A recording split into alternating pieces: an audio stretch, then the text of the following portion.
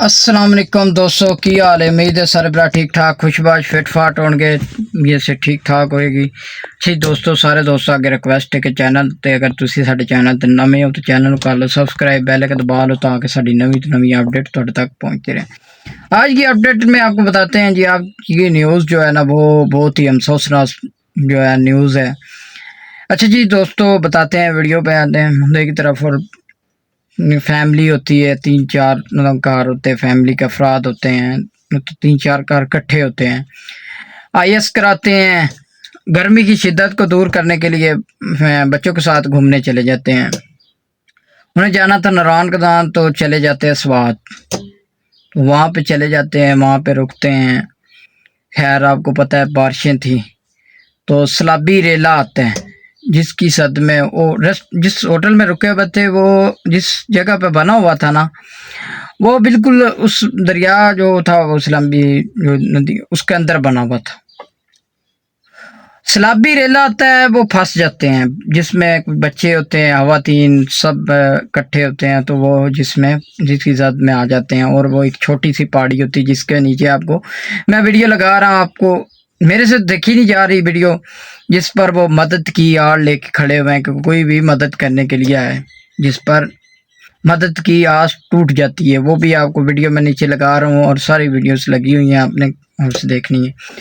बात आती है यहाँ पे, मैं आपको आगे बताता हूँ सारी, और वेट कर रहे होते हैं। इसकी वजह से जो रेला इतना तेज़ होता है कि उसकी जद में आके तो जितना वो नीचे छोटी सी पहाड़ी होती है उसको जद में ले लेता है। वो आस्ता आस्ता के ना तो वो सारी ख़त्म हो जाती है पहाड़ी। बहुत ही अफसोसनाक वाक़या है, जिसकी जद में वो पहले ऐसे इकट्ठे खड़े हैं, अब वो एक दूसरे को पकड़ के जब बन जाता है, मतलब एक छोटी सी जगह रह जाती है थोड़ी सी। ज़मीं के बालों में खाक देखो, उजड़ गया सब ये राख देखो, बिखर गया है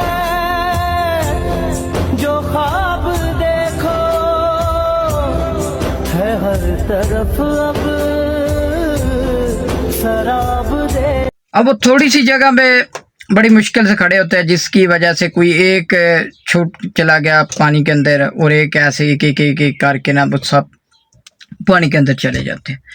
जिसकी जद में एक बंदा बचता है, जिसको रेस्क्यू किया जाता है। रेस्क्यू 1122 का जो ऑफिस है ना, वो थोड़ा सा दूरी पे था, वो पहुंचने में उनको टाइम लगा है, जिसकी वजह से मतलब वो बहुत ही सोचनाक है। दो बंदे थे, जिसमें एक लेडीज थी, एक बंदा था जो उसका जना था, वो खड़े हुए थे, जिसके साथ में थोड़ी देर बाद उसकी वाइफ भी उसके अंदर चली जाती है पानी के, और एक बंदा बचता है। उस वाइद में से एक बंदा बच जाए, जो अभी उसके बयान थे, मैं सुन रहा था कि वो कह रहा था कि मेरे मतलब सांडू के बेटे थे, तो इस तरह मेरी वाइफ थी मिसेस, और मेरे बच्चे थे, मेरे सांडू के बच्चे थे, इस तरह वो सारे इकट्ठे हम गाड़ी करा के आते हैं। तो अब मैंने कहा चलो नारायण कदान जाना था, तो हम आ जाते हैं स्वाद की तरफ, तो हम यहाँ पे रुकते हैं, होटल वगैरह लेते हैं, तो ये हमारे पास हादसा हमारे साथ पेश आ जाता है, जिस पर वो बता रहा था मीडिया के लोगों को, एहलकारों को। अब बात आती है जी कि अगर आप तो फैमिली के साथ हैं तो आप कुछ सेफ होटल या कुछ सेफ जगह ढूंढें। बाकी तो मौत जो आनी है या आनी होती है, वो तो कहीं पर भी आ सकती है। जो टाइम हुआ है तय हुआ, वो तो आना ही आना है। बाकी ये जो तीन चार वाक़ये हुए हैं, ये बहुत ही अफसोसनाक। उसकी जद रेले के जद में काफ़ी लोग चले गए हैं दुनिया से। उस रेले में कुछ लोग बच गए हैं, कुछ चले गए हैं दुनिया से। काफ़ी लोग थे उसके रेले के अंदर जो आए हैं, जो स्वाद के अंदर रेला आया है। रेली बहुत ही खतरनाक रेली आई है, जिसमें आप देख सकते हैं कि इतने बड़े बड़े पहाड़ थे। जब पानी का बहाव आता है तो वो पहाड़ों को भी बहा के ले जाता है अंदर। ठीक है, इतना शदीद था, और वो इतना शदीद था पहाड़ी इलाकों का, और जिसकी वजह से कुछ लाशें मिल गई हैं। डेड बॉडी जो थी रेस्क्यू ने कर ली है, कुछ नहीं अभी मिल रही, क्योंकि शहर से बात है, रेत होती है, रेत के अंदर दब के तो अभी दब चुकी हैं बॉडीज, किन मिल गई हैं किन को नहीं मिल रही।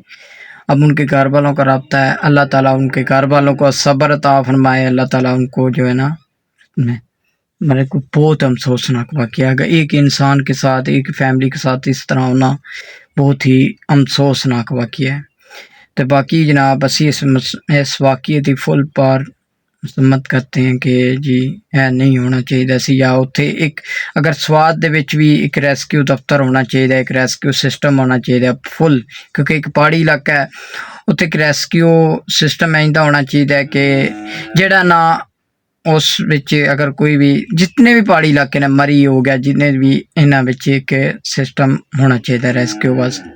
इन्हां विच एक रेस्क्यू ऑफिस जरूरी है, क्योंकि वारदातां होंदियां रहिंदियां ने, कोई गड्डी डिग्गी कोई इस तरह दे, लेकिन लोग बस अपना जरा ना चाहते ने गर्मी की शिद्दत दूर करने वास्ते, खूबसूरती वेखण वास्ते, लेकिन इस चीज़ वास्ते इन्ने खतरनाक मोड़ ने, इन्नी खतरनाक रोडां ने। तुसीं वेख सकदे हो कि वीडियो विच रोडां इंडियां खास कभी ये चंगियां नहीं है, तो बड़ा एहतियात नाल गड्डी चलानी पैंदी है, तो बड़े वेखने पैंदे। कई बंदे एक्सपीरियंस होंदा है तो वो लै जांदे ने, कई बंदे नहीं होंदा। बाकी यार असी एक्सपीरियंस की तो गल नहीं करते, लेकिन उहदे विच किन्ना दा वक्त आ जांदा है, वक्त पूरा हो जाता है, तो किन्ना दा बस इस तरह बहाने ही बनने होंदे ने सारे। टाइम लिखिया होंदा है कि ए तेरी मौत इस तरह होनी है, ए तेरी मौत इस तरह होनी है, पर टाइम जिहड़ा लिखिया है वो मौत उस तरह बंदे दी होनी है। बाकी जनाब बड़ा मैं इस वाक़े दा बड़ा अफसोस होया है। वीडियो कॉल दी बड़ी वायरल हुई है कि अफसोसनाक वाक़या है, दे एक खान दे अफराद बच्चे बीवी सब कुछ जिवें खत्म हो गया। तो यह वाक़यात जिहड़े ने ये बड़े दिल दराज, अगर ऐसी जिसते इस चीज़ वास्ते या एक असी वीडियो बनाने बड़ा जिक्र करके बनानी पैंदी है कि बड़ा अफसोस ना लेना पैंदा है कि इन्ना, और वो इंसान इस तरह खलोते सी लाचार होके के लाचार, जिस दिन वो अपनी मदद के वास्ते खलोते सी कि कोई भी मदद करने आ जाए, लेकिन नहीं हो सकी मदद। अल्लाह ने प्यारे हो गए ने, अल्लाह ताला उन्हां दी आखरत पूरी आसानी करे। बाकी बहुत अफसोसनाक वाक़े ने। एक वाक़या तो इस तरह के वाक़यात जिहड़े पहाड़ी इलाके च आम ने, होंदे रहिंदे ने, आए दिन वाक़यात, गड्डी वाक़यात ये वो होंदे रहिंदे। तो इस वास्ते कहने कि अगर तुहाडे नाल कोई फैमिली है तो तुसीं एक सेफ जगह या एक सेफ मुकर्रर करो अपने वास्ते लो, ठीक है। बाकी इंसान पता नहीं होंदा, इस चीज़ां तो बचो।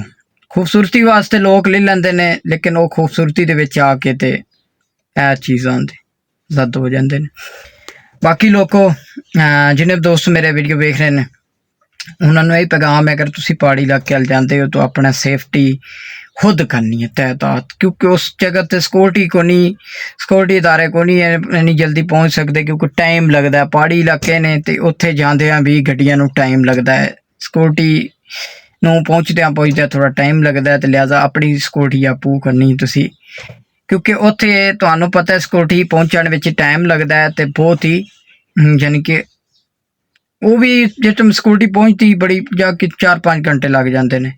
पहाड़ी इलाका है, रश है, सारे मामलात होंदे ने, इत्थे सिक्योरिटी का भी कभी है तो वह गुनाह नहीं है। उत्थे सिंगलन भी नहीं आते, सिंगलन की वजह नाल भी अपने तहत अपनी सिक्योरिटी खुद करनी है खुद। अगर तुहाडे नाल बीवी बच्चे ने फैमिली नाल गए हो तो बहुत उहदे लई खास तुहानूं सिक्योरिटी करनी पैनी, क्योंकि बच्चे होंदे ने, बच्चों नहीं पता होंदा, तो लेडीज़ का तो इन्ना ध्यान रखना पैंदा चीज़ों वास्ते बहुत ही। लिहाजा बाकी दोस्तों लव यू हो गया सारिਆਂ ਦਾ। जिन्हें भी मेरे भरा वीडियो मेरी वेख रहे हैं वो कमेंट करो, अच्छे कमेंट करो ताकि पता लगे कि केड़े। बाकी जनाब जिन्हें भी उस फैमिली वास्ते दुआ करो कि अल्लाह ताला उन्होंने आखरत का टाइम जो ना वो अच्छा करे। बाकी लव यू हो गया जी, तो अपना सेफ तो अपने फैमिली के नाल टाइम स्पेंड करो। तो इस तरह जिंदगी 4 दिन दी है, पता ही कोई जिंदगी मौत का। उन्होंने की पता सी कि असी जाना है तो साडे नाल यह वाक़या पेश आ जाना है, या असी चीज़ों में या साडे नाल हादसा हो जाना है, नहीं पता सी। घर वालों ने भी नहीं पता सी, घर वालों ने भी बड़ा खुशी भेजा चलो जाके थोड़ा सा रिलैक्स हो जाए, थोड़ा जा फ्रैश हो जाए, बस टाइम आ चुकिया सी। बाकी लव यू हो गया। अगर तुसी साडे चैनल ते नवे हो तो चैनल कर लो सबसक्राइब, बैल आइकन दबा लो ताकि साडे नवे तो नवे अपडेट आती रहे। लो जी दोस्तों, मिलने हैं अगले व्लॉग च, नवा नैक्सट व्लॉग च। अजकल हादसे जेह्ड़े ने बहुत ज़्यादा हो रहे ने, बहुत है आम हो चुके ने। लिहाजा तुसी भी अपने गड्डी चला रहे हो या गड्डी ड्राइव कर रहे हो तो अपने ध्यान नाल ते अपनी नींदर पूरी करके करो, क्योंकि गड्डियां दे भी आजकल बड़े हादसे पेश आ रहे हैं। बाकी लव यू हो गया, अल्लाह हाफिज़, मिलते हैं नेक्स्ट व्लॉग में। आज के लिए दुआओं में याद करना और सारे